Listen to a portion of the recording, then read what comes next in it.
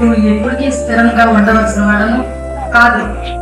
ఇక్కడ నా వాళ్ళు ఉన్నారు, భావం అంటే నా వాళ్ళు నా కన్నవారి కంటే ఎక్కువ అని నేను ఎక్కడికి వెళ్ళకుండా ఏ ఊర్లో ఉన్నాను. నాకు ఎవరు లేరు, ఎందుకు ఉన్నారు, నా సంఘం ఉంది, నన్ను ఎక్కడికి మిమ్మల్ని ప్రేమించాను. అది నేను వెళ్ళిపోయిన తర్వాత కూడా మీరు నా పిల్లల మీద ఇంకే ప్రేమ చూపిస్తారని, ఈ సంఘం మీద ఇంకే ప్రేమ చూపిస్తారని నేను ఎంతో ఆశపడుతూ ఉంటాను. అందుకు తప్ప ఏం లేదు. మీరందరూ నా కొరకు కుటుంబం వరకు చర్చ కట్టలేదు, ఒక ప్రాబ్లం ఉంది. తర్వాత ఇంకా వ్యక్తిగతంగా పిల్లలకి పెళ్ళి అవ్వలేదు, అది ఒక ప్రాబ్లం ఉంది. ఇంకా